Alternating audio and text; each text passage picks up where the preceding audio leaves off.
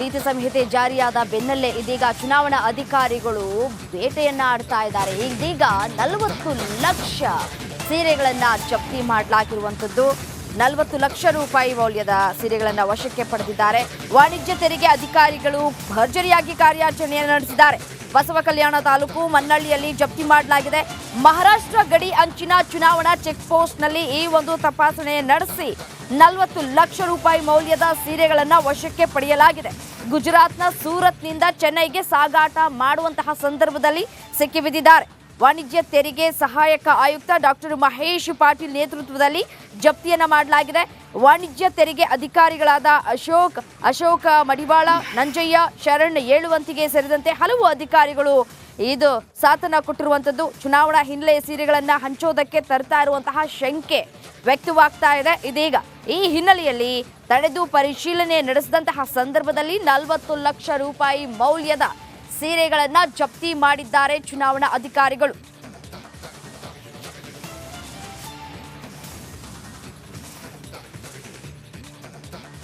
ಈ ಕುರಿತು ಮತ್ತಷ್ಟು ಡೀಟೇಲ್ಸ್ ಕೊಡ್ತಾ ಹೋಗ್ತಾರೆ ನಮ್ಮ ಪ್ರತಿನಿಧಿ ಮಲ್ಲಿಕಾರ್ಜುನ್. ಏನು ಮಲ್ಲಿಕಾರ್ಜುನ್, 40 ಲಕ್ಷ ರೂಪಾಯಿ ಮೌಲ್ಯದ ಸೀರೆಯನ್ನ ಜಪ್ತಿ ಮಾಡಲಾಗಿರುವಂಥದ್ದು ಯಾವ ರೀತಿಯಾಗಿ ಒಂದು ಹಿಂಟ್ ಸಿಕ್ತು ಅಂತ ಹೇಳಿ ಡೀಟೇಲ್ಸ್ ಕೊಡ್ತಾ ಹೋಗೋದಾದ್ರೆ? ಹೌದು ರಮ್ಯಾ, ಈಗಾಗಲೇ ಲೋಕಸಭೆ ಚುನಾವಣೆ ಕಾವು ಏರ್ತಾ ಇದೆ ಅಂತ ಹೇಳ್ಬೋದು. ಇದರ ಮಧ್ಯೆ ಈಗಾಗಲೇ ಗಡಿ ಜಿಲ್ಲೆ ಬೀದರ್ ಅಂದ್ರೆ ವಿಶೇಷವಾಗಿ ಗಡಿ ಬರ್ತಾ ಇತ್ತು ತೆಲಂಗಾಣ ಮಹಾರಾಷ್ಟ್ರ ಏನ್ ಈಗಾಗಲೇ ನೆರೆಯ ರಾಜ್ಯಗಳಿಂದ ಏನದಂದ್ರೆ ಬೀದರ್ ಮಾರ್ಗವಾಗಿ ಸಾಗಿಸ್ತಾ ಇದ್ದಂತ ಸುಮಾರು 40 ಲಕ್ಷ ರೂಪಾಯಿ ಏನದಂದ್ರೆ ಏನು ಸೀರೆ ಇರ್ತಾವ ಗುಜರಾತ್ ಕಡೆಯಿಂದ ಬರ್ತಾ ಇದ್ದು. ಆ ಸೀರೆಯನ್ನ ಈಗಾಗಲೇ ಮನ್ನಳ್ಳಿ ಚೆಕ್ ಪೋಸ್ಟ್ ಹತ್ರ ವಾಣಿಜ್ಯ ಇಲಾಖೆ ಅಧಿಕಾರಿ ಏನದಂದ್ರೆ ದಾಳಿ ನಡೆಸುವ ಮೂಲಕ ಎಲ್ಲೋ ಒಂದ್ ಕಡೆ ಸೀರೆಯನ್ನ ಜಪ್ತಿಪಡಿಸಿದಾರೆ ಅಂತ ಹೇಳ್ಬೋದು. ಹೀಗಾಗಿ ಸಾಕಷ್ಟು ಈಗಾಗಲೇ ಮತದಾರರನ್ನ ಸೆಳಿಬೇಕು, ಮತದಾರರನ್ನ ಏನಂದ್ರೆ ಸೀರೆ ಮೂಲಕ ಮಹಿಳೆಯರನ್ನ ತಮ್ಮ ಬುಟ್ಟೆಗೆ ಹಾಕೋಬೇಕು ಅಂತೇಳಿ ನಾನಾ ಪಕ್ಷದ ಈಗಾಗಲೇ ಅಭ್ಯರ್ಥಿಗಳಿರ್ಬೋದು, ಮುಖಂಡರಿರ್ಬೋದು ಸಾಕಷ್ಟು ಒಂದು ರಣತಂತ್ರ ರೂಪಿಸ್ತಾ ಇದ್ದಾರೆ.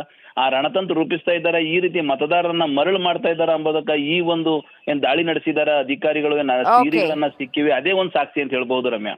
ರೈಟ್, ಧನ್ಯವಾದ ತಮ್ಮೆಲ್ಲ ಮಾಹಿತಿಗಾಗಿ.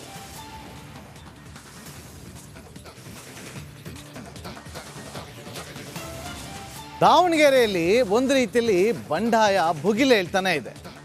ಶಾಮನೂರು ಶಿವಶಂಕರಪ್ಪ ಒಂದು ಹೇಳಿಕೆ ರಾಜ್ಯ ಮಟ್ಟದಲ್ಲಿ ದೊಡ್ಡ ಮಟ್ಟದಲ್ಲಿ ಚರ್ಚೆ ಆಗಿದೆ.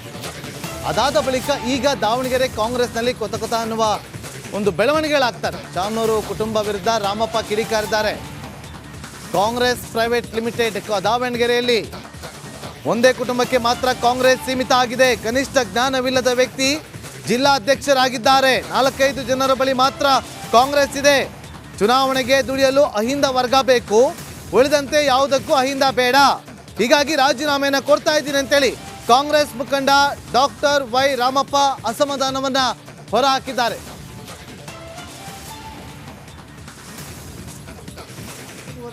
ಕೆಲವು ಜನರ ಮತ್ತು ಕುಟುಂಬದ ಸ್ವತ್ತಾಗಿ ಇವತ್ತು ಕಾಂಗ್ರೆಸ್ ಪಕ್ಷ ಮುನ್ನಡೀತಾ ಇದೆ.